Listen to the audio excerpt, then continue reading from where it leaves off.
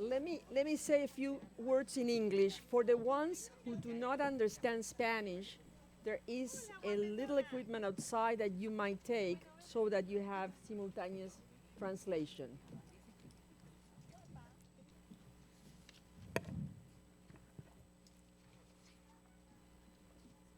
Buenas tardes a todas y a todos. Es un placer estar aquí. Antes que nada, agradecer al Instituto Cervantes que una vez más nos acoge y nos da el espacio para tener una oportunidad de diálogo y de conversación. Saludar especialmente a la secretaria María Guijarro, que nos acompaña en representación del Gobierno de España. El Gobierno de España es, en particular en este momento, un símbolo muy importante de todo lo que nos pasa, así que bienvenida, secretaria. Sí, sí.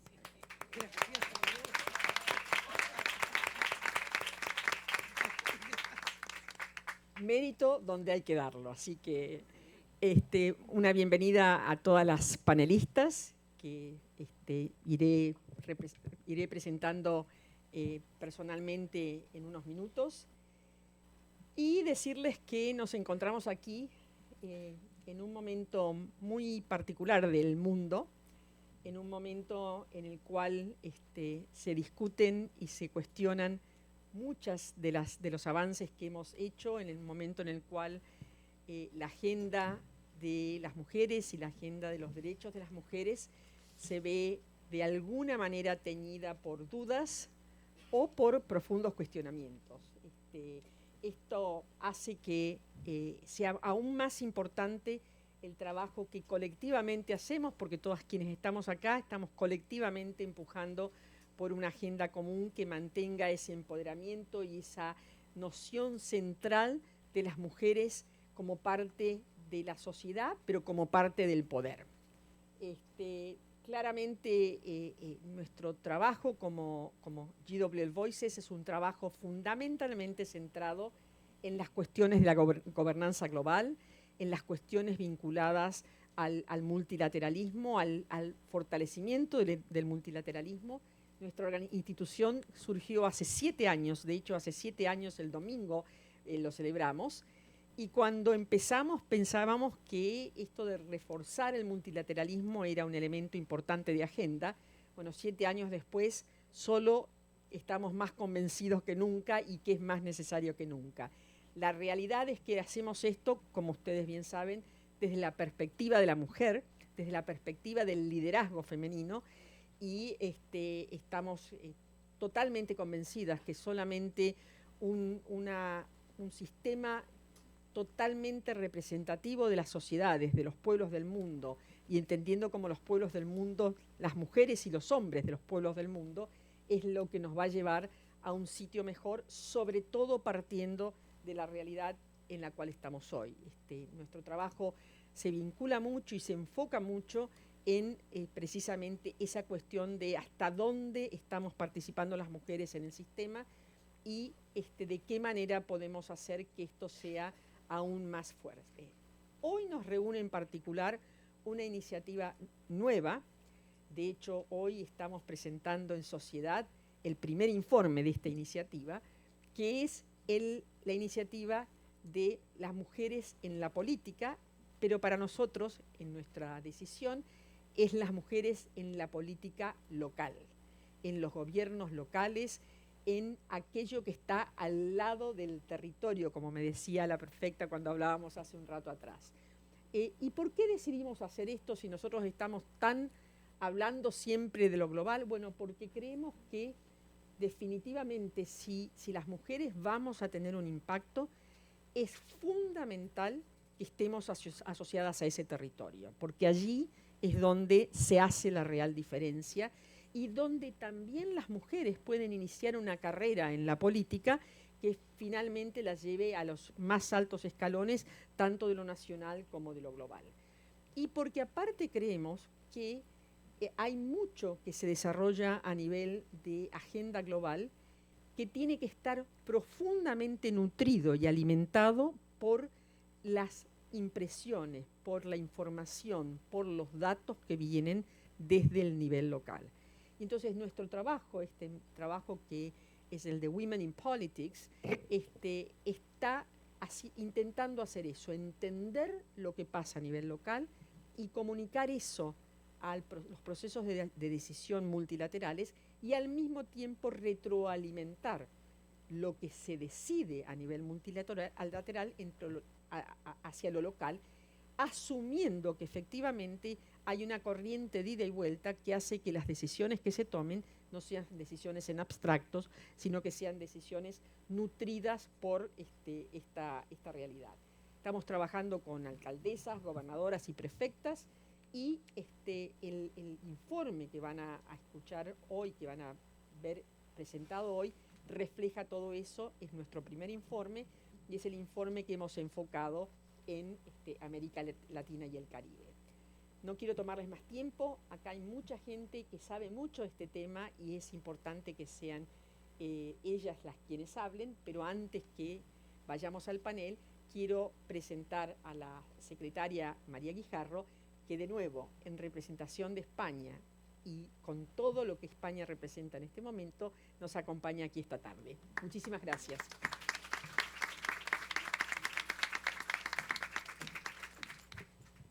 Buenas tardes, qué responsabilidad, qué peso histórico nos acaban de poner encima a las españolas y a los españoles, pero es ciertamente así quería comenzar, ¿no?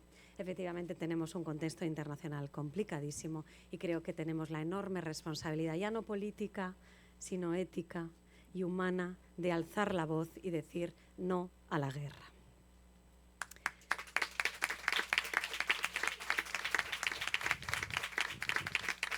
Queridas amigas, amigos, autoridades, presidenta Bachelet, qué impresionante que te escuche la presidenta Bachelet cada vez que mirar hacia allá, ¿no? Bueno, quería daros un par de pinceladas. Yo creo que venimos de una larga historia en las que las mujeres hemos tenido que empujar las puertas de la política una y otra vez, ¿no?, para poder entrar, y muchas de esas puertas han sido aún más pesadas en este nivel local que hablaba en este momento Susana Malcorra, ¿no? Y siempre lo ha dicho la presidenta Bachelet, pero yo lo traigo hoy aquí otra vez: cuando una mujer entra en política, cambia la mujer; cuando muchas mujeres entran en política, cambia la política. Así que hoy, efectivamente, estamos aquí para hablar de ese cambio pendiente, para cerrar esas brechas de liderazgo de las mujeres en cualquier ámbito de la política, pero efectivamente en el ámbito local es muy importante, y en la región de América Latina aún más, ¿no? Porque los gobiernos locales, yo espero que compartáis conmigo, compañeras, amigas, son la cara más cercana del Estado. Es una alcaldía en un gobierno autonómico, en un gobierno provincial, donde una niña comprueba si se le garantizan los derechos, ya sea en la escuela, en el transporte, o si se siente segura frente a cualquiera de las violencias que pueden acaecerle, ¿no? Y sin embargo, también en esto tenemos que darle una vuelta a la representación de esas mujeres que podemos acercar el liderazgo en la política. Y efectivamente también en América Latina las mujeres siguen estando claramente infrarrepresentadas en los cargos ejecutivos locales. Y jamás es una cuestión de falta de talento, jamás. Es una cuestión de barreras, y de barreras muy concretas que tienen nombre y apellido, y se llama el machismo.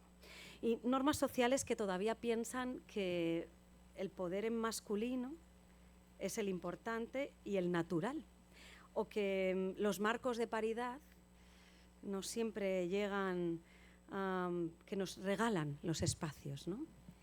O que nosotras mismas tenemos a veces este síndrome de la impostora, de que estamos en un sitio que igual no nos corresponde, ¿no? Y que siempre sabemos que en realidad donde se toman las decisiones políticas, incluso las de los liderazgos políticos, no son siempre los espacios formales, son los espacios informales, donde nosotras casi no tenemos entrada a esos espacios, ¿verdad?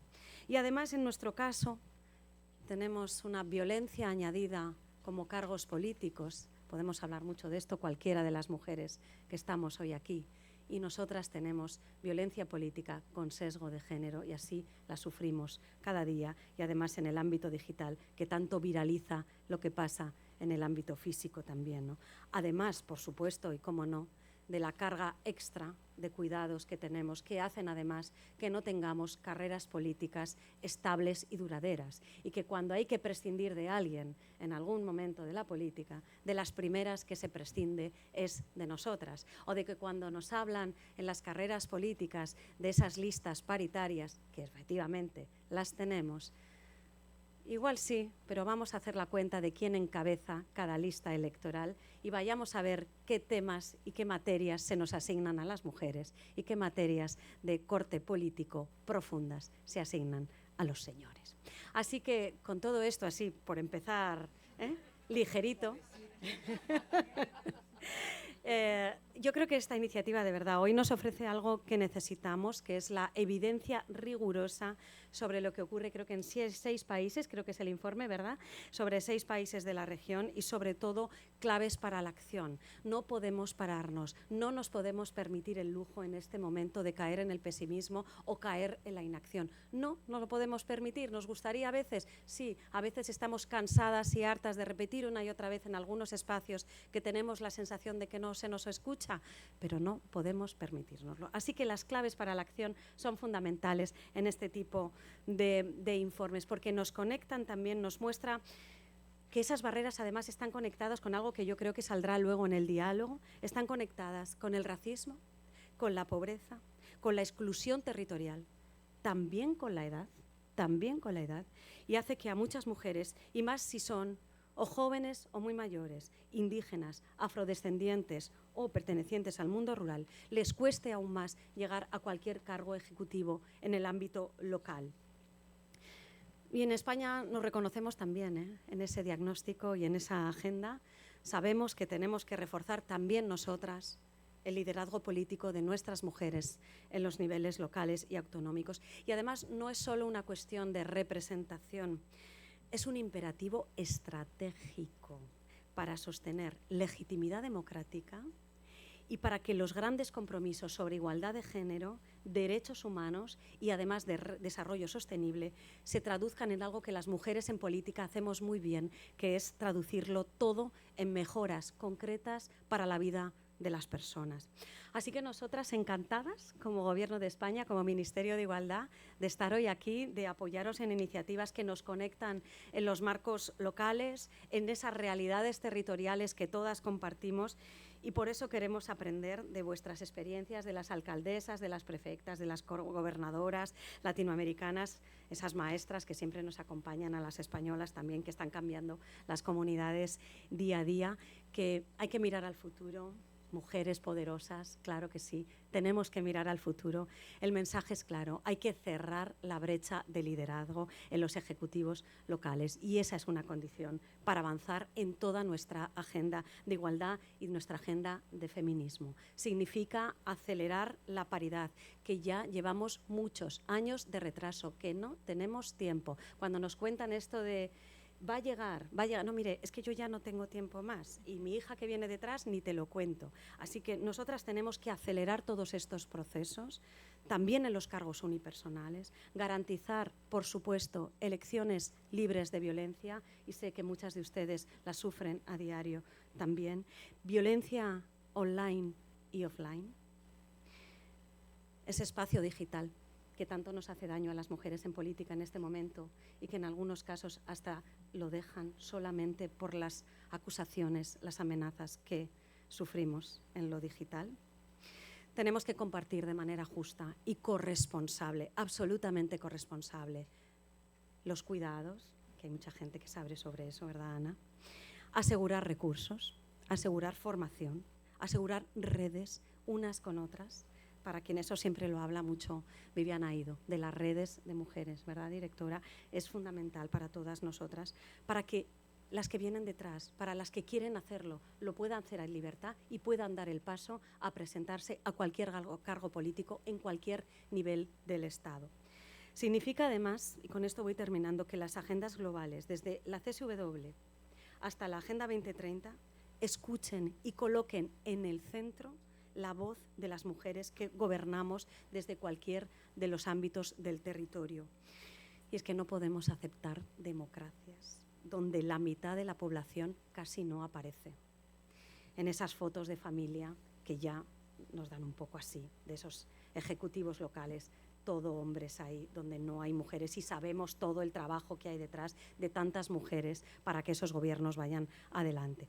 Nosotras desde España queremos seguir acompañando y seguir caminando junto a vosotras, junto a las latinoamericanas sabias y poderosas, junto a GWL Voices, junto a ONU Mujeres, junto a las redes de gobiernos locales, para que la próxima vez que presentéis un estudio como este, lo que hablemos será menos de brechas y más de cómo las hemos cerrado. De dónde venimos, lo sabemos, de décadas de exclusión, pero también de décadas de resistencia. Y a dónde vamos también lo tenemos que tener muy claro. A territorios donde ver a una mujer liderando un gobierno local no sea una noticia, simplemente una democracia que funciona. Mucho ánimo. Gracias.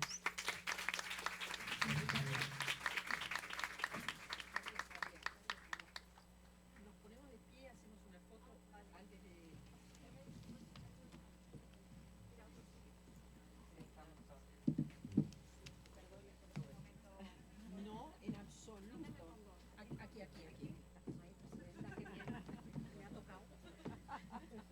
Me han sacado el premio mayor. Me ha tocado el premio mayor.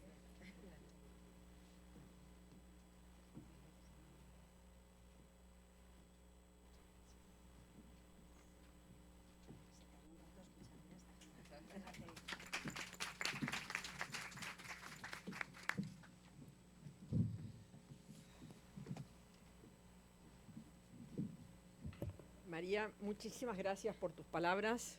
Ya dejo de lado la formalidad de los títulos. Esa es otra de las ventajas que tiene estar entre mujeres, ¿no es cierto? El establecer el diálogo directo y la comunicación real. Claramente tenemos mucho por hacer y mucho por hablar, entonces no me voy a tomar nada de tiempo presentar a quien es la coordinadora de esta iniciativa por parte de GWL Voices, que es Claudia Briones Smith, que va a hacer la presentación de las cosas más significativas de este trabajo, y agradecer, aparte, el particular partenariado que hemos desarrollado con una institución fundamental que tenemos representada en nuestro panel, que es el conjunto de UCLG, nunca sé cuándo lo digo en inglés y cuándo lo digo en español, ya no me acuerdo. Emilia, que la lidera, y por supuesto ONU Mujeres a través de Viviana, que hemos logrado un muy estrecho partenariado, y mencionar también a la Colmena Fund, que ha hecho su parte para ayudarnos y contribuir a que esto sea factible, porque obviamente sin su apoyo no lo hubiéramos logrado. Así que, Claudia.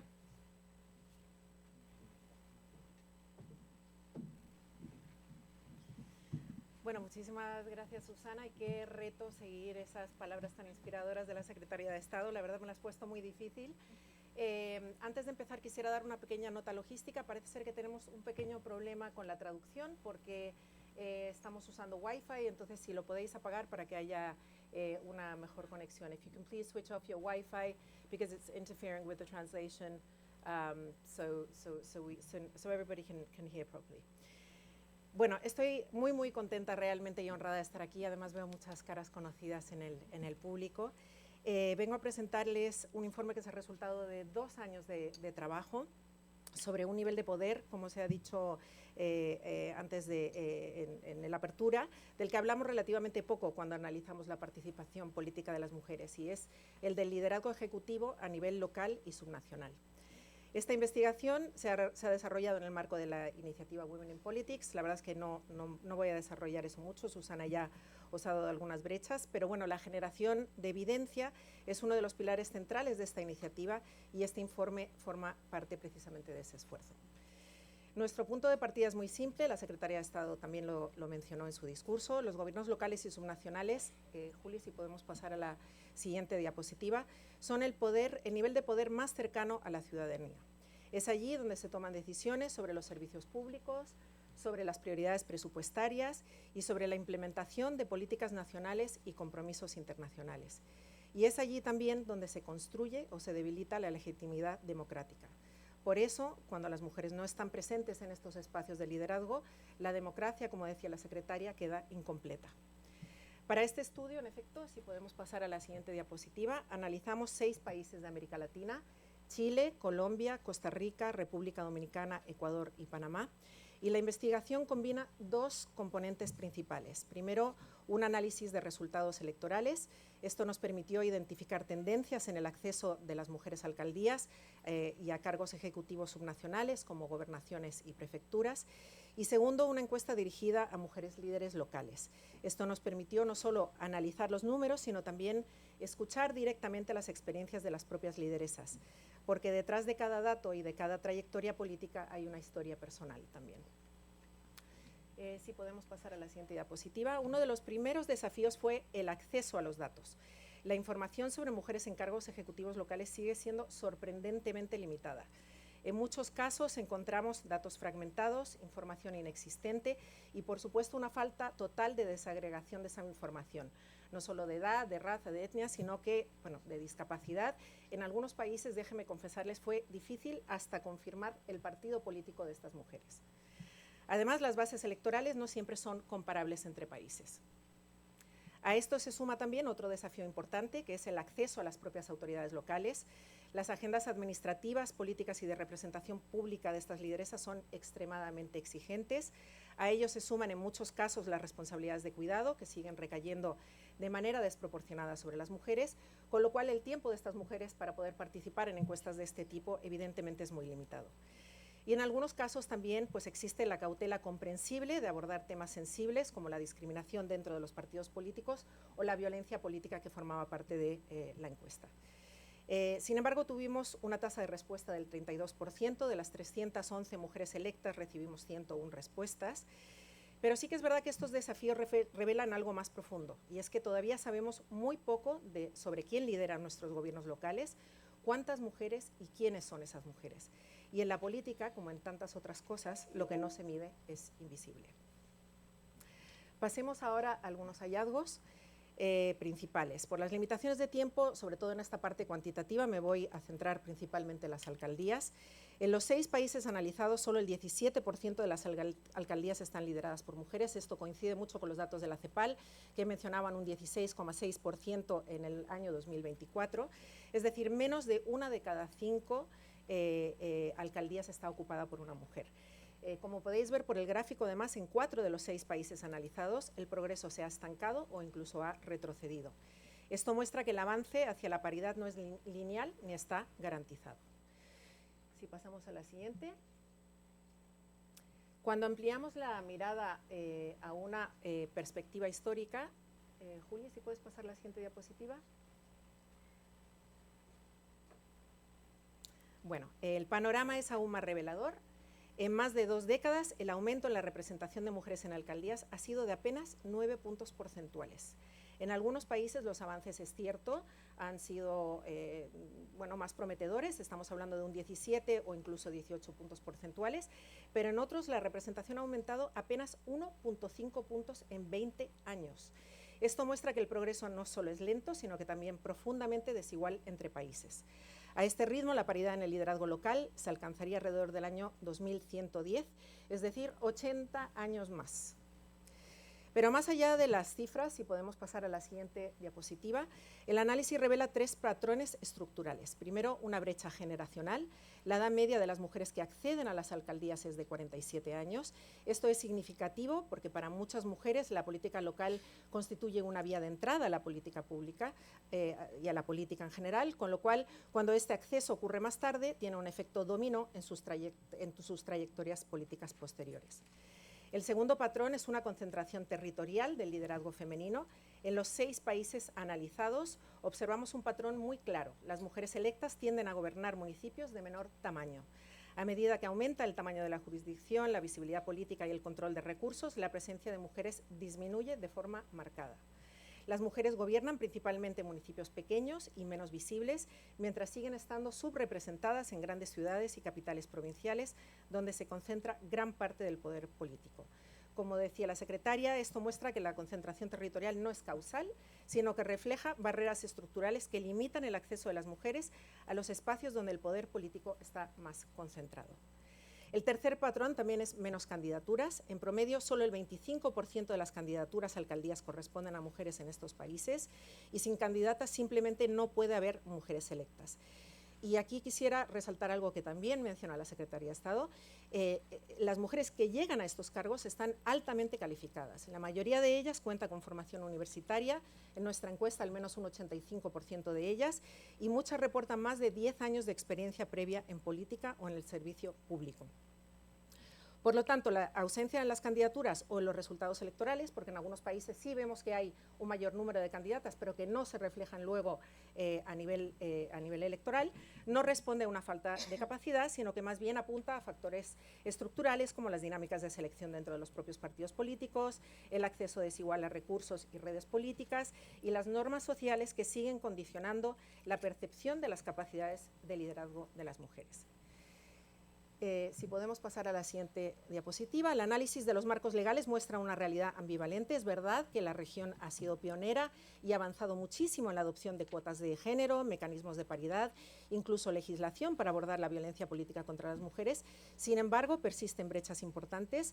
Muchas de estas medidas, sobre todo las cuotas y los mecanismos de paridad, no se aplican a cargos ejecutivos a nivel local. Y en otros casos existen vacíos legales o debilidades en los mecanismos de implementación. Asimismo, a pesar de ser pionera la región en la implementación de sistemas de cuidado, la adopción de sistemas de cuidado, la verdad es que esta dimensión está prácticamente ausente en las políticas públicas en lo que se refiere a las trayectorias políticas de las mujeres. Es decir, en los 6 países analizados solo encontramos una medida parcial en Chile vinculada a cubrir gastos de cuidado en campañas. Y esta brecha se refleja claramente en las experiencias de las propias lideresas. Si podemos pasar a la siguiente diapositiva, Julia. Casi la mitad de las mujeres encuestadas señaló que las responsabilidades de cuidado han limitado su participación política. Muchas madres reportaron también discriminación vinculada al embarazo o la maternidad. Además, las responsabilidades de cuidado también influyen en el momento y la trayectoria de la participación política de las mujeres.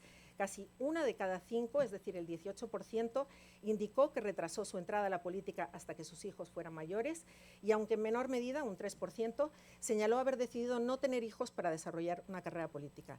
Así que estos datos reflejan las difíciles decisiones y renuncias de muchas mujeres y también muestran, junto a la ausencia de políticas públicas que aborden el cuidado en el ámbito político, la escasa comprensión que aún existe sobre cómo las desigualdades estructurales influyen en las carreras y aspiraciones políticas de las mujeres.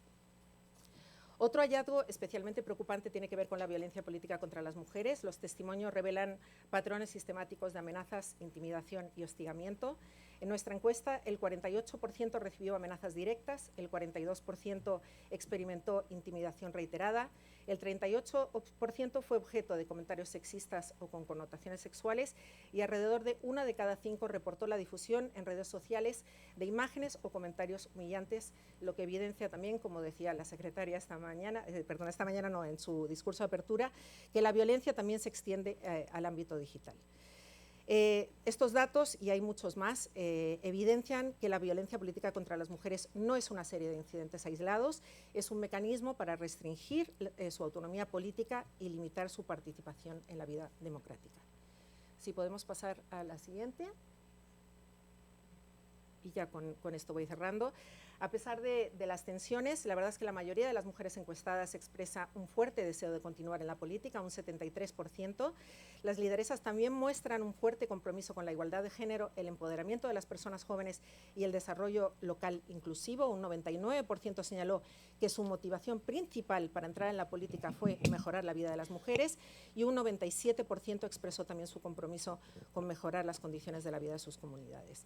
Además, sus opiniones muestran un amplio respaldo a prioridades clave en materia de igualdad de género, paridad política, la adopción de sistemas de cuidado y a políticas integrales frente a la violencia, lo que muestra que la presencia de las mujeres en el liderazgo local no solo amplía la representación, sino que también transforma las prioridades de la agenda pública.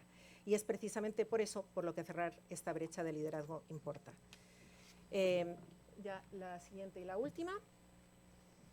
Como les decía, el informe contiene muchos más hallazgos y muchas recomendaciones también, que no voy a poder desarrollar aquí. Además, estoy segura que el propio panel va a aportar nuevas perspectivas sobre este tema, pero permítame cerrar destacando algunas implicaciones clave que se desprenden del análisis, en particular la necesidad de fortalecer la aplicación efectiva de marcos de paridad en el ámbito ejecutivo local y subnacional, de combatir la violencia política contra las mujeres, de integrar el enfoque de cuidados en la política y de transformar las normas sociales y las culturas institucionales. Porque en última instancia, la paridad en el liderazgo local no es solo una cuestión de representación, es una condición necesaria para construir democracias más inclusivas, más cercanas a las personas y más capaces de responder a los desafíos de nuestro tiempo. Muchas gracias.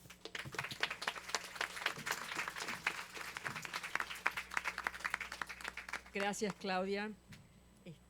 Acabamos de recibir un pequeño resumen de un intenso trabajo y realmente agradecemos el liderazgo que has tenido para llevar esto adelante. Claramente no es por falta de talento ni porque no haya suficientes mujeres capaces para llevar esto adelante. Se replica aquí lo que vemos en muchísimos otros ambientes. Las mujeres están, el problema es las oportunidades que efectivamente se abren. Y vamos a hablar de eso ahora. Permítanme presentar el panel del cual me toca la responsabilidad de moderar. Y a mi izquierda, alguien que no necesita presentación, mi amiga Michelle, la presidenta Bachelet, nos acompaña y va a traer la perspectiva desde su amplia experiencia. A mi izquierda, debo decir, no a mi derecha. A mi derecha, y ahora me doy cuenta por qué me di cuenta que había dicho mal, Epsi Campbell. De hecho, Michelle es miembro de GWL Voices y Epsi es miembro también de GWL Voices. Epsi seguramente también muy conocida, ex vicepresidenta de Costa Rica y con una enorme posibilidad de aportar una perspectiva a esta conversación. Viviana Ido, que es la representante regional para las Américas y el Caribe de ONU Mujeres, que es con quien hemos hecho este partenariado, como dije antes. Emilia Saiz, más hacia la derecha, y acá lo tengo bien escrito, entonces lo voy a poder decir bien, es la secretaria general de Ciudades y Gobiernos Locales Unidos. Tengo muchísimo problema mezclando el inglés y el español con ese título, pero Emilia es quien realmente representa a esta constelación que estamos tratando de cubrir. Y finalmente, pero no por último, absolutamente falta de énfasis, tenemos a Roberta Zambrano Ortiz, que es la prefecta provincial de Esmeraldas, Ecuador, que trae la voz genuina desde el territorio de lo que vamos a estar hablando ahora y la representación de las mujeres en el ámbito local. Yendo ya directamente a nuestro diálogo, empiezo por Michelle. Y Michelle, claramente acá hay algo que hace estratégico que se agreguen más mujeres al nivel local, que es la calidad de nuestras democracias. Es un tema que te apasiona, un tema del cual hablas permanentemente, pero ¿por qué en particular hay esa conexión entre la calidad de la democracia y la mujer en el gobierno local? Gracias, Susana, gracias a todas las queridas panelistas y a todos ustedes. Déjenme decir primero que nada que yo no vengo a hablar aquí de lo local como expresidenta. Yo creo mucho en lo local. Tanto así que fui candidata. Bueno, en esa época no se elegían los alcaldes directamente, sino que se elegían los concejales y el más votado era el alcalde. Hoy día se elige alcalde. Y la Secretaría de Estado hablaba de que había una razón para todo esto y este diagnóstico que hemos visto, que era el machismo. Pero yo lo focalizaría aún más, el machismo en los partidos políticos. Porque debo decirles que a mí me llevaron de candidata a una comuna populosa de Santiago donde no tenía ninguna posibilidad de ganar y donde ningún hombre estaba disponible para ir al fracaso. La comuna más rica de Chile, en la cual mi perspectiva política claramente no coincidía con los que vivían en esa parte. Entonces digo esto porque ese es un gran primer obstáculo, ¿no? No es solo el machismo general, no es que la gente no vote por mujeres necesariamente, algunos no, pero no es que no voten, porque yo después fui presidenta de la República, o sea, la gente pudo votar por una mujer, pero también es los obstáculos al interior de las organizaciones políticas que sustentan, de verdad, la participación de las mujeres, que hace que esto sea tan difícil. Entonces, creo que quería añadir ese aspecto porque también tiene que ver con la calidad de democracia, la calidad de los partidos, ¿no? Y lo que ellos hacen. Yo quisiera decir que cuando estamos hablando de lo poder ejecutivo y local y también a nivel subnacional, lo que estamos hablando es de un espacio tal como se ha dicho aquí, lo dijiste tú y lo dijo también María, estamos hablando de ese espacio que es lo más cercano a los ciudadanos, ¿no es verdad?, donde su vida puede mejorar fundamentalmente si contamos con líderes que realmente se la jueguen por el bienestar de la población, pero también es donde la democracia se concreta, ustedes lo han dicho, es donde la persona tiene acceso, primero que nada, al Estado, es su primer contacto con el Estado, ¿no? Es ahí donde tiene acceso al consultorio de salud, tiene acceso a la escuela pública, entonces, y tiene también acceso a la participación. En muchas ciudades, en muchos lugares, hay organizaciones de vecinos que son muy, muy activos, ¿no es verdad? Y que pueden efectivamente llevar adelante sus ideas y por lo tanto fortalecer una democracia, pero desde abajo, ¿no? No una democracia necesariamente desde las élites, desde los niveles. Creo que la otra cosa importante de las mujeres en participación política, lo hablábamos el otro día en un desayuno, es que muchas veces tenemos mujeres en la política, pero muy elitistas, ¿no? Es decir, son mujeres que pertenecen, que son muy profesionales, muy bien, y está muy bien que estén preparadas, pero también necesitamos que tengan acceso a la política mujeres que sean mujeres que han estado históricamente discriminadas, mujeres que a lo mejor no han tenido tanto acceso a la educación, mujeres de pueblos originarios, mujeres afrodescendientes, en fin, ¿no? Mujeres pobres, no solo mujeres ricas. Entonces, creo que también el nivel local es un espacio que amplía también el concepto democrático porque le da espacio a más mujeres de distintas características y condiciones de poder jugar un rol que se merecen. Lo segundo es que yo creo que para mí también era muy importante y es que en las gobernaciones, en los municipios, en la prefectura, es muchas veces donde se definen los presupuestos. Y yo por lo menos soy una firme partidaria de los presupuestos participativos, ¿no? Nosotros hicimos un programa que se llamaba Chile, Quiero mi barrio. Y nosotros entregábamos recursos a los barrios y eran ellos mismos los que decidían en qué usaban esos recursos. ¿Y por qué es importante? Porque al final no es el Estado desde las oficinas de los ministerios los que deciden, sino que son los propios vecinos, vecinas que priorizan. Entonces yo siempre les decía, esto igual que gobernar. Ustedes priorizan, se ponen de acuerdo, son toda una comunidad y definen qué es lo que quieren hacer. Y la verdad es que después lo apreciaban tanto más que cuando llegaba un programa del ministerio que les imponía y que no era aquel en que ellos habían definido. El presupuesto participativo eran otra cosa, pero esto era un complemento de aquello. Pero también es donde se planifican las ciudades, ¿no? En aquellos lugares donde es posible planificación de ciudades. Para las ciudades muchas han crecido completamente sin planificación y es un desorden tremendo. Pero también es, y lo mencionaba yo creo que tú, Susana, donde se organizan los sistemas de cuidado, se gestionan los servicios básicos, pero también donde se responde a la crisis, ¿no? Una inundación, un terremoto, un volcán, en fin, son elementos donde es desde el municipio donde empieza la ayuda más inmediata al menos, ¿no? Entonces, cuando estamos hablando de esto que parece tan concreto, de lo que estamos hablando, que ahí es donde se construye la desconfianza, la confianza, o se destruye la confianza en las instituciones y por tanto en la democracia, ¿no? Por eso que el acceso de las mujeres a estos cargos, que el acceso siga siendo lento y difícil y desigual, no es solo un problema de falta de representación, sino que es un problema de calidad democrática, ¿no? Y cuando las mujeres no acceden al poder ejecutivo o territorial, lo que estamos perdiendo es la diversidad en la toma de decisiones, la perspectiva de las mujeres, ¿no? Es bien interesante porque en la India, cuando yo era la directora ejecutiva de ONU Mujeres, salieron electas 1 millón de mujeres a nivel local, ¿no? Y cuando nosotros visitamos la India y vimos el tipo de temáticas que introdujeron en sus instantes, fuera completamente distinto. No digo que las otras temáticas no eran importantes, sino que eran temáticas como el agua, cómo aseguramos acceso al agua, cómo aseguramos salud, educación. Y además tenían la gracia que se juntaban y se ponían de acuerdo, cómo te resultó a ti, cómo me resultó a mí, y creo que eso eran también elementos muy importantes. Entonces, cuando se pierde la diversidad de toma de decisiones, se pierden prioridades que históricamente han sido invisibilizadas, se pierde una mirada más integral sobre el desarrollo y sobre la cohesión social, sobre el cuidado, sobre la seguridad humana. Además, estos cargos son, aquí lo mencionaron algunos de ustedes, ¿no? Justamente el tema de la edad, ¿no? Cuando uno parte muy, como digo yo, juventud acumulada, ¿no? Como soy yo, una mujer con juventud acumulada, ya tus posibilidades de trayectoria hacia el futuro de alguna manera están limitadas, porque, claro, no es que nunca ha sido fácil, y más encima ya parte de tu vida se ha desarrollado. Entonces, pero por otro lado, muchas mujeres que parten en lo local también pueden desarrollarse en otros ámbitos regionales o nacionales, ¿no? O sea, puerta de entrada a niveles más altos de liderazgo.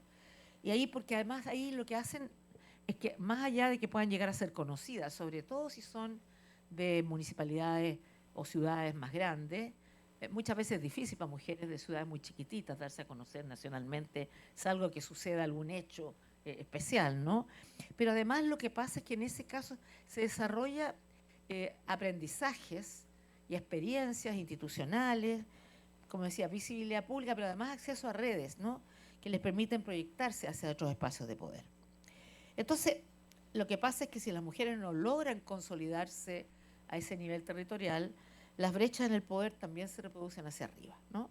Por eso que el acceso al liderazgo local no es un escalón secundario, es una pieza clave para la arquitectura del poder público. Y yo creo que además una de las cosas que yo siempre me pregunté cuando era alta comisionada de Derechos Humanos, ¿no? ¿Cómo llegamos a tal país donde tal gobierno no quiere nada con los derechos humanos, ¿no? No quiere nada con la democracia? También ahí identificábamos, bueno, podemos llegar a otro tipo de liderazgo, a liderazgos municipales, a liderazgos territoriales o a nivel de, llamemos, gobernación o prefectura.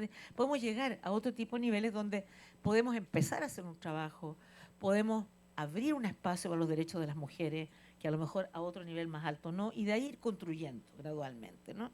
Entonces, en este contexto hoy día que mencionaban tanto Susana como María al comenzar, yo creo que esta dimensión también adquiere una gran relevancia, porque vivimos un momento brutal de polarización, de cuestionamiento al multilateralismo y de, yo diría, retrocesos en igualdad de géneros que tenemos que evitar que sigan pasando, y de ataques a derechos que nosotros jurábamos que eran seguros, que estaban consolidados, ¿no?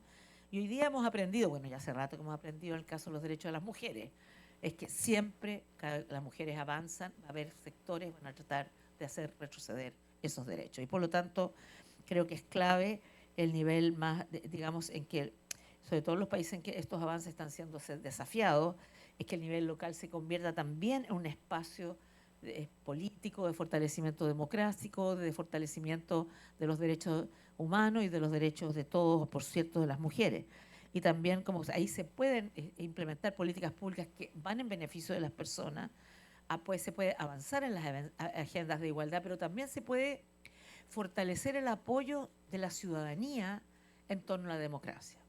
En muchos países de América Latina está sucediendo que como la democracia no ha generado los resultados que la gente esperaba, que ha empezado a crecer en las encuestas, porcentaje de personas que dicen, mire, más que democracia, yo quiero un gobierno eficiente y efectivo. Y hemos visto cuán populares son algunos países que han tomado medidas muy duras con respecto a los que ellos consideran bandas, ¿no es verdad? Violando, pasando por arriba los derechos humanos, pero la gente los ve como positivos, porque los ve como han logrado resultados. Entonces, nosotros queremos tener resultados, pero queremos tener resultados de manera democrática y también respetando los derechos de las personas, por cierto, de las mujeres. Entonces, yo creo que el liderazgo de las mujeres en el ámbito local y fortalecerlo, ¿no? Y por cierto, subnacional, no es solo una apuesta por la representación, es también una estrategia para proteger los avances alcanzados. Una democracia en que las mujeres no tienen verdadera representación en el poder no es una verdadera democracia. Una democracia, por otro lado, que fortalece a nivel territorial la fuerza de las mujeres, es una democracia más resiliente, más cercana a la ciudadanía y mejor preparada además para enfrentar los desafíos complejos que tenemos por delante. Por eso que además quiero agradecer el informe que nos ha presentado Claudia, porque creo que nos recuerda lo importante de esto. Y finalmente, una pequeña anécdota. no fui electa alcaldesa, pero siendo presidenta me tocó ir a inaugurar el metro que llegaba hasta esa comuna.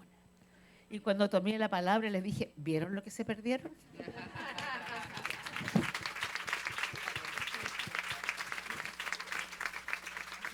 Es cierto que se lo perdieron, pero te ganaron de presidenta, tampoco. Roberta,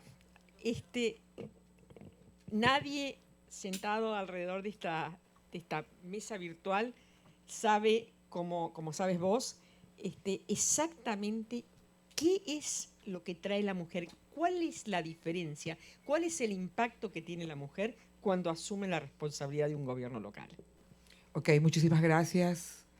Gracias por la invitación. Para mí es un honor estar aquí y compartir con mujeres que ya han hecho historia y que uno puede seguir tantos ejemplos. A ustedes también, los que han asistido esta tarde. Bueno, el ser mujer ya es un problema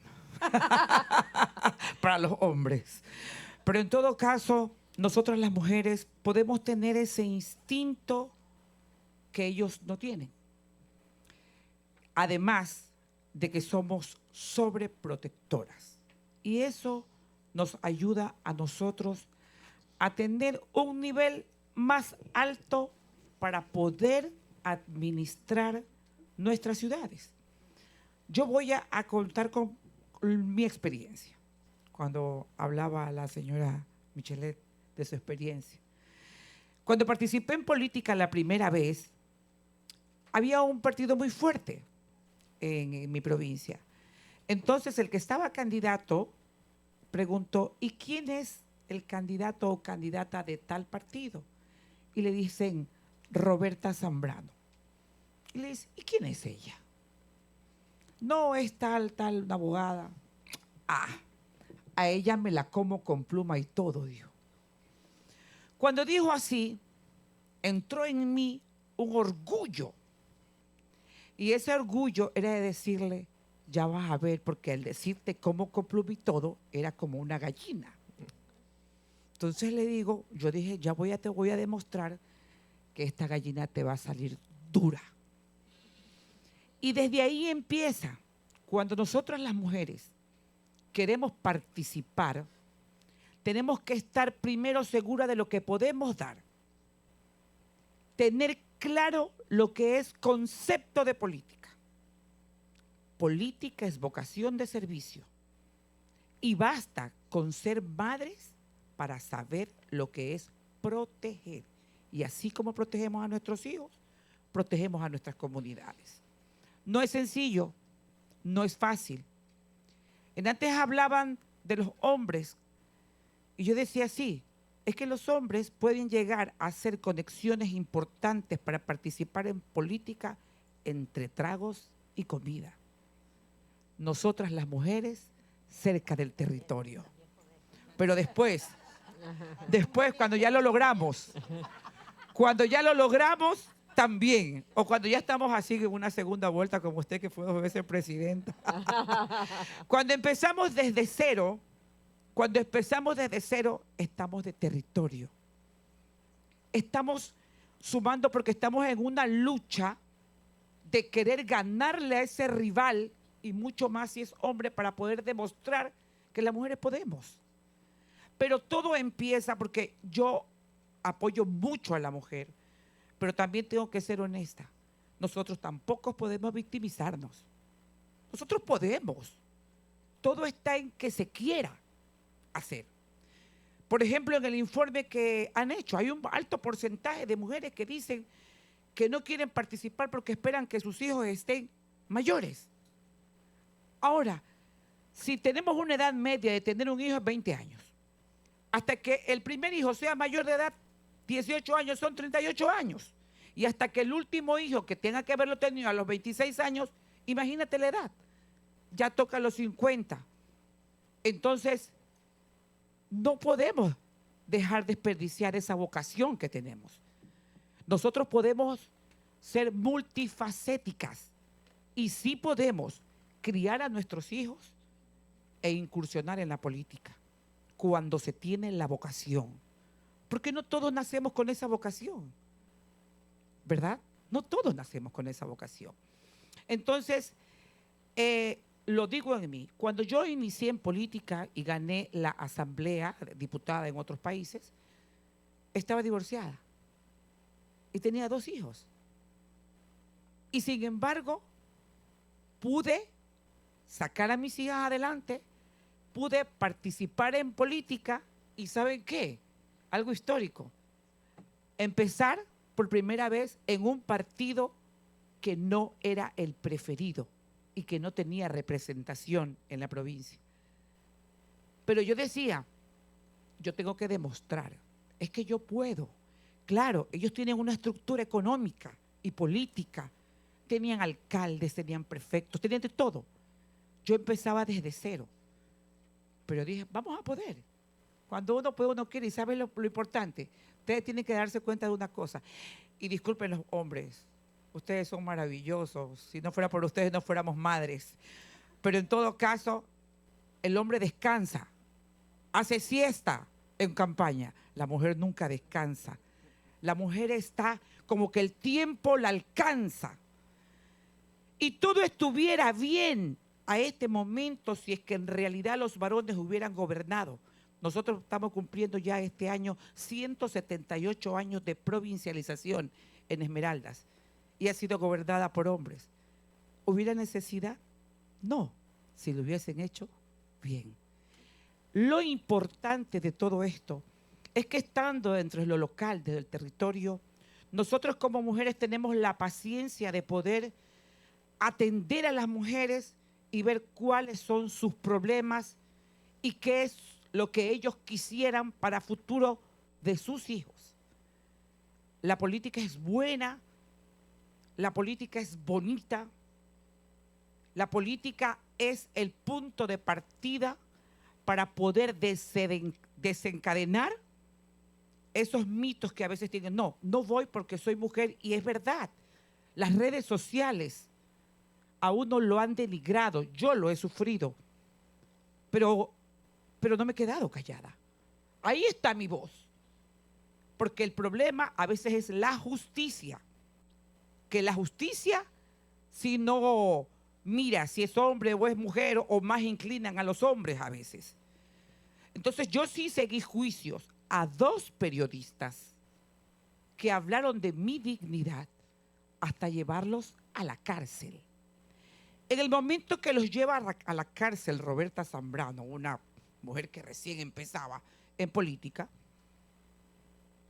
hizo ya sentar un precedente. ¿Y sabe cuál fue ese precedente? Respeto para esa señora.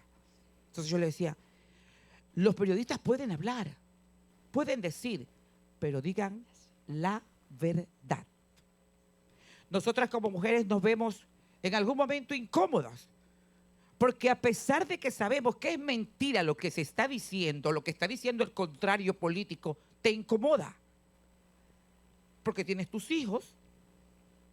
Bueno, no sé cómo será en otros países, ¿no? En mi país es durísimo cómo te atacan con tal de ganar ellos votos. Y enfrentar toda esa situación no es tan sencillo. Pero yo les digo, o sea, ¿dónde está la parte de la mujer cuando quiere realizar sus sueños? Primero, mírese en un espejo y digan, yo quiero y basta que yo quiera para poder. Y sea lo que sea que venga al frente, estoy en la capacidad de resistirlo. No podemos nosotros… Roberta, yo te voy a ir pidiendo cerrar porque tenemos que hacer varios rounds. Ok, en todo caso, decirles a ustedes que he tenido la oportunidad de administrar por 2 ocasiones, esta es mi segunda ocasión en la prefectura de Esmeraldas, donde tengo la responsabilidad de casi 700,000 habitantes, donde las competencias a veces son limitadas y los recursos también, pero lo importante es que como buena madre y como buena mujer administradora hemos podido lograr con proyectos presentando al Ejecutivo lo que necesitan nuestros pueblos. La capacidad de gestión, creería yo, que es mucho más grande la de la mujer que la del hombre. Muchas gracias. Gracias. Vuelvo a insistir, si por favor pueden apagar el Wi-Fi porque está habiendo una interferencia con el sistema de interpretación. Could you please turn off the Wi-Fi because there is an interference and it's not working the interpretation. Epsi, ¿de qué estamos hablando? ¿Estamos hablando de representación o estamos hablando de una transformación del poder con todo esto? Bueno, primero que todo quiero agradecer profundamente la posibilidad de estar en este diálogo.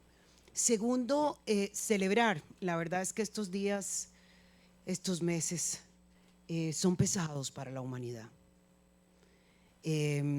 muy pesados. Y yo tengo la hipótesis que estamos como en un parto, y entre más duele es porque estamos más cerca de dar a luz. Entonces, yo creo que estamos definitivamente mirando el final de una era y estamos siendo testigas de eso, y lo que pasa es que tenemos entonces que entender cuál es el rol que tenemos que jugar las mujeres. Yo quiero decir primero que la calidad de las democracias depende directamente de quienes toman decisiones y además desde qué valores se gobierna, porque en realidad estamos hablando de que las decisiones lo toma gente de carne y hueso con unas perspectivas que impactan a quienes son las personas gobernadas. El acceso al poder de las mujeres en lo local no debe de verse simplemente entonces como una cuestión de representación, sino desde una perspectiva que me parece que es la más interesante, es calidad de democracia y sostenibilidad de nuestras sociedades. ¿Y de qué estamos hablando? Estamos hablando de otro tipo de poder. Y entonces por eso es que tenemos que procurar que mujeres con una perspectiva de que revolucione el poder de lo local asuman esos cargos. Y es un poder que cuida, un poder que sostiene, un poder que distribuye y un poder que garantiza dignidad y libertad para las personas, características fundamentales para una democracia que se sostiene en el tiempo, que cuida los recursos de todo tipo, los recursos financieros que tiene que manejar, que cuida la vida en todas sus expresiones, los recursos naturales que nos permiten tener sostenibilidad en el tiempo, y que además entiende que el gobierno local, el más cercano, lo han dicho muchas veces, es el que tiene que tener como foco el bien común. Y yo quisiera como volver a decir esas palabras que antes se decían muchísimo más, o sea, alguien que no está centrado en el bien común definitivamente va a ser un mal gobierno. Eso es desde la perspectiva del principio Ubuntu. El principio Ubuntu lo que te da es el sentido de tribu, y por eso me sentía feliz de estar en un espacio como esto. Este es como de alguna manera una posibilidad de construir una trinchera de gentes que están procurando desde diferentes espacios transformar la realidad, y no nos estamos quedando mirando desde la ventana cómo suceden las cosas, sino que hemos decidido dar un paso adelante. Las ciudades y los territorios son los lugares donde se vive, porque es ahí donde están las casas de la gente. Las casas de la gente es donde está la gente. Y la lógica de la construcción de lo local tiene que ver también, a mí me parece, con esta nueva con un concepto mucho más claro de tribu, donde los hijos y las hijas no son solamente los paridos por las mujeres, sino que de alguna manera son los hijos y las hijas de la comunidad. Entonces no se puede hablar nunca de que la señora tal o el señor tal abandonó a este niño, a este otro, o que no sé cuánto, porque entendemos que somos parte de ese colectivo, y todos y todas tenemos responsabilidad sobre esas criaturas. pero también sobre la gente que requiere cuidados. No es una responsabilidad de unas establecida de nacimiento, sino es un proceso en el cual el gobierno local responde con servicios de calidad, pero la ciudadanía, la gente común, responde con responsabilidad hacia la propia comunidad. Entonces estamos hablando de un nuevo concepto también donde la participación ciudadana se convierte en un elemento absolutamente central. Yo creo además que es desde las ciudades y desde los territorios que tenemos que construir nuevas narrativas. La verdad es que ya las narrativas del pasado, incluso de lo que se entendía como democracia en singular, así, una única palabra, tiene que modificarse muchísimo más, tiene que construirse desde otro lugar, porque es a eso a lo que los ciudadanos y ciudadanas han perdido confianza, porque se dijo en nombre de la democracia cualquier cosa, porque aquellos que levantaron las banderas le pasaron encima y olvidaron justamente lo que la presidenta Bachelet decía, pero ¿por qué es que algunos que prometen y que acaban con las libertades tienen el eco que tienen? ¿Por qué lo tienen? Porque los otros prometieron y no hicieron absolutamente nada. Porque las promesas en las campañas políticas era solamente el trampolín para llegar a un puesto. Porque la realidad de millones de personas no se transformó con el voto y con la confianza que se le delegó a la gente, que la gente delegó en esos gobernantes.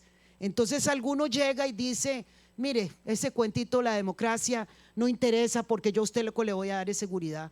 Y la gente dice, bueno, si la democracia no me alcanzó a mí, al menos la seguridad me va a llegar. Y por eso es que las narrativas que tenemos que construir no son las narrativas desde el pasado, es que ese pasado no queremos volver. El pasado de los países en donde se pasaba por encima a la gente, donde las mujeres no tenían oportunidad, donde ese no es el pasado que queremos. Y creo que efectivamente el gobierno local, ya voy a terminar, Susana, me está viendo peligrosamente, cogió el micrófono y se le acercó. Yo creo que entonces la única manera es ocupando los espacios y construyendo desde las acciones unas narrativas que transformen con un poder que yo le he llamado un poder transformador y compasivo. Y quiero usar esas palabras, quiero usar compasión, que es la capacidad de ponernos en los pies de los otros y las otras cuando ocupamos puestos de poder. Pero no solo para nosotras, para los señores que ocupan puestos de poder. O sea, la transformación de una lógica en la cual el poder es la herramienta para garantizar el bien común, la dignidad y la sostenibilidad de las sociedades. Entonces es desde allí. Por eso creo que nosotras también tenemos que revolucionar la palabra. Tenemos que ocupar los espacios. Tenemos que ponerle una nueva pasión a las cosas, aún en los tiempos en donde dan ganas de renunciar a la posibilidad de que en el horizonte, porque sí está allí, en el horizonte está esas sociedades por las que estamos luchando. Y son, por cierto, aquellas en donde las democracias nos incluyan a mujeres como yo, porque esas democracias también excluyeron por identidad, porque no se parecía al promedio, por identidades sexuales, porque por ser mujer no solamente, porque entonces las que llegan las más parecidas a mis amigas y no a mí. Y entonces también cuando entendemos ese desafío que tiene el poder desde lo local, es que haya una representación que de verdad, no solamente en las acciones, no solamente con los resultados concretos, no solamente con el tipo de narrativa, sino también con la cara de esa representación desde lo local, la gente se sienta representada, confiada y que vayamos transformando la forma y el fondo de ejecutar la acción desde el territorio. Gracias, Epsi. Viviana, se ha hablado en varias ocasiones en este panel del tema de los cuidados. Quiero ir al tema de los cuidados contigo, porque sé cuán importante es esa cuestión para ti, cuánto se ha trabajado, sobre todo en la región. Las alcaldesas han opinado muchísimo respecto de cómo la cuestión de los cuidados condiciona su capacidad de trabajar y de ejercer su rol en el gobierno local. ¿Qué es lo que hay que hacer? ¿Cómo hay que institucionalizar? Porque esto es no solamente para las alcaldesas, es para todas las mujeres en el trabajo. ¿Qué hay que hacer en ese sentido? Bueno, muchísimas gracias, Susana, y a GWL por la invitación, Claudia, y un honor poder compartir este espacio de debate y de conversación con mujeres a las que admiro tanto, Presidenta. Creo que es importante, para ir a la pregunta concreta que me hace Susana, el tener en cuenta la interconexión de los temas. No podemos hablar de participación política de las mujeres si no tienen resueltos los temas de cuidado, si las mujeres no están libres de violencia. Y en este sentido creo que el abordaje cada vez más conjunto y más integral de las problemáticas, el tener estrategias, el pasar del programa a la estrategia, del proyecto a la visión, es algo que nos interpela a todas desde las diferentes instituciones y desde los diferentes organismos, ¿no? Por supuesto, generando redes y alianzas, siempre lo digo, y bueno, yo creo que en esa línea va a ir también la Red Iberoamericana de Mujeres Políticas, que estaremos lanzando esta misma semana junto al Club de Madrid, con la presidencia y el liderazgo de Michelle Bachelet. Me parece clave en los datos, y en esta dirección va estudios como el que se ha presentado hoy. ONU Mujeres lleva muchísimo tiempo generando información, generando datos a través del mapa de mujeres en política y a través también de información cualitativa, pero sigue habiendo brechas. Los datos son claves para la información, que se convierte en conocimiento, y el conocimiento es clave para la decisión política. Y, lamentablemente, sigue habiendo demasiadas brechas en esta dirección. Creo que es el momento también de relacionar el tema de la participación política con el acceso a la justicia, que ha sido el tema prioritario de esta CSW 70, porque la justicia es el derecho habilitante de todos los demás derechos y no son temas desconectados. Cuando hablamos de participación política, hablamos de cuidado, realmente es la manera de cerrar brechas en todos los ámbitos, ¿no? El acceso a la justicia, por ejemplo, electoral, o a la justicia en los casos de violencia política es totalmente imprescindible para poder garantizar los derechos políticos. En ese sentido, ese me parece que es otro ámbito, y además también en esta CSW se ha revisado el tema de la CSW 65, que era precisamente el de la participación política. Por tanto, también sabemos exactamente qué es lo que está funcionando y qué es lo que no está funcionando. Hoy vemos claramente que las reformas que funcionan son aquellas que institucionalizan la paridad con normas y mecanismos de aplicación que cubren todos los cargos, niveles y poderes del Estado, que establecen sanciones efectivas ante el incumplimiento y que incorporan un enfoque interseccional, como nos solicita la Recomendación General 41 de la CEDAW. Y en esto me parece muy importante lo que establecía EPSI. Porque cuando hablamos de los territorios, cuando trabajamos, y a mí me ha tocado trabajar mucho en participación política, por ejemplo, en Colombia, en los diferentes territorios del país, ahí no hablamos de romper techos de cristal. Ahí no hablamos de mujeres blancas con altos niveles educativos.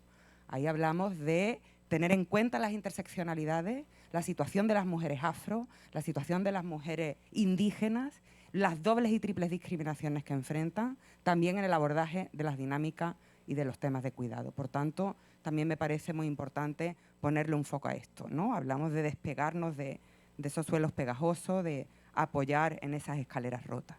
Y esto creo que para la participación política en el nivel local es una de las claves.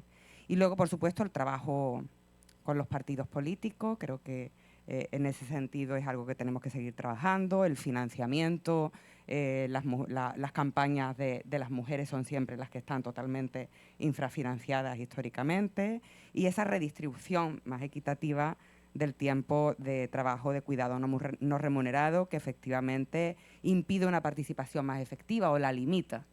Y acabo con esto, me parece clave conectar lo global con lo local. Algunos de estos estándares internacionales, también de los regionales que estamos consiguiendo en la región, con ese compromiso de Tlatelolco tan relevante de la Conferencia Regional de las Mujeres, que viene a sumar a una agenda regional que es acumulativa, que habla del cuidado como un derecho, habla de la sociedad del cuidado, ¿no? El derecho al cuidar, a recibir cuidados y al autocuidado. ¿Cómo lo trasladamos realmente al nivel local? ¿Cómo esa opinión consultiva de la Corte Interamericana que establece el cuidado como un derecho humano también podemos aterrizarla? Y en ese sentido son diferentes iniciativas las que se están poniendo en marcha, como el Pacto Birregional de los Cuidados. La próxima semana también en Colombia va a tener lugar con la CELAC y la Unión Africana también un encuentro específico para ver el tema de los cuidados comunitarios. O sea, creo que tenemos que trabajar desde la cooperación sur-sur, desde la cooperación triangular, aprendiendo desde las diferentes experiencias que se están teniendo en los distintos países para abordar esta temática y, como digo, siempre teniendo en cuenta la interacción con la participación política, con la democracia, con la prevención de violencia política contra las mujeres, sobre la que profundizaré después. Gracias. Gracias, Viviana. Viviana, sé que estás con justa de tiempo, así que sí, ya sé. Voy ahora a Emilia. Vamos a cerrar con este round porque tenemos un par de preguntas del público. Emilia, desde tu experiencia del municipalismo, ¿cuáles son los principales desafíos para poder implementar las cosas que, por ejemplo, acaba de describir Viviana?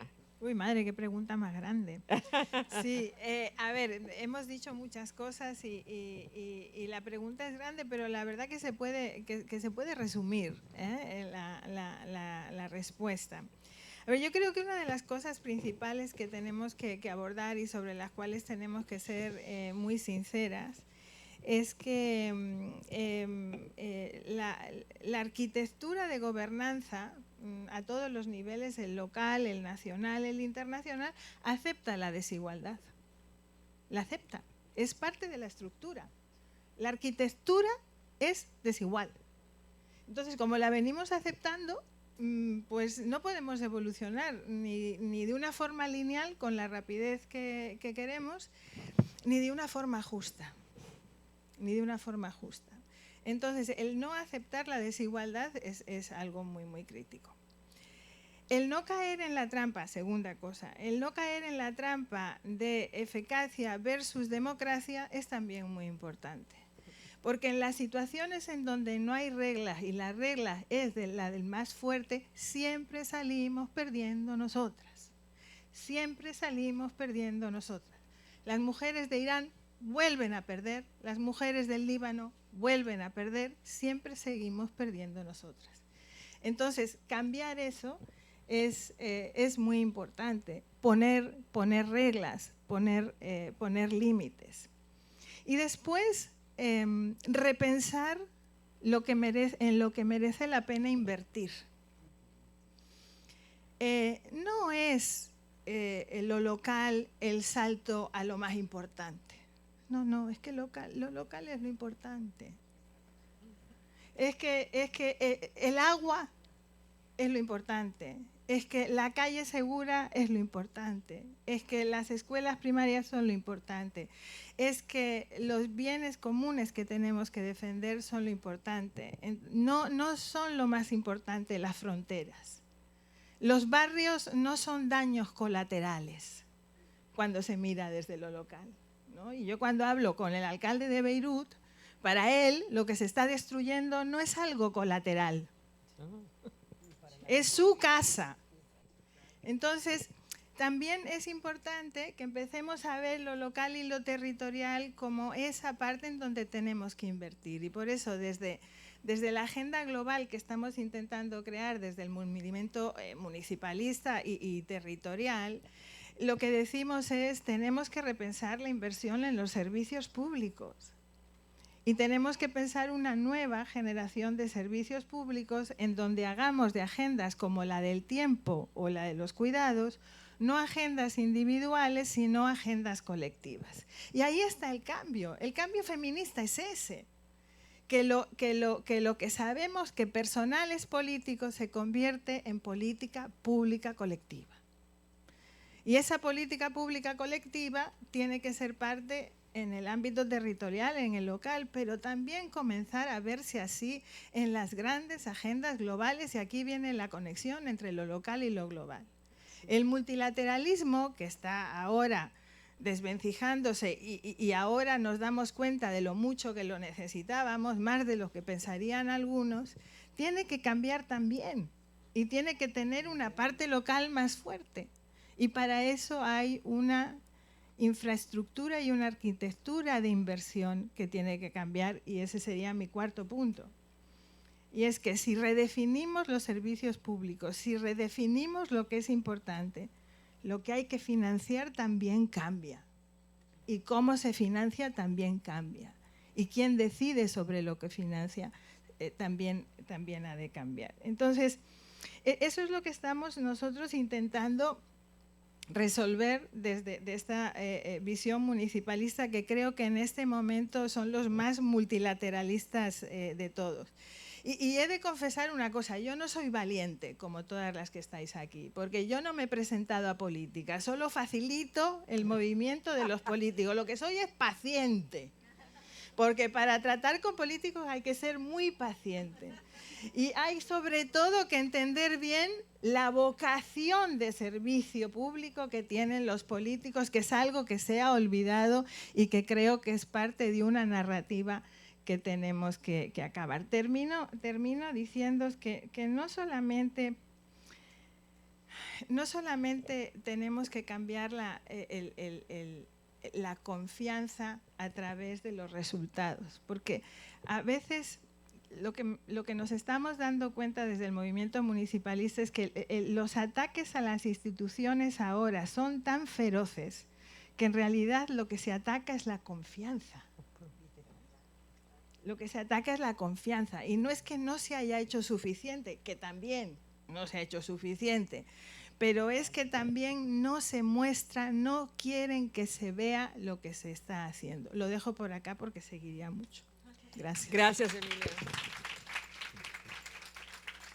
Les cuento que teníamos otro round de preguntas que vamos a pasar por alto porque obviamente el tiempo se nos está acabando. Yo quiero hacer una mención especial a la contribución que hizo The New School de Nueva York a este trabajo. Hubo un grupo de estudiantes que nos apoyaron en la limpieza de todos los datos y el análisis de los datos. Y las quiero nombrar: Amanda Jordi, Giselle Morales, Ingrid Nielsen y Fernanda Revelato. Y pónganse de pie un segundito porque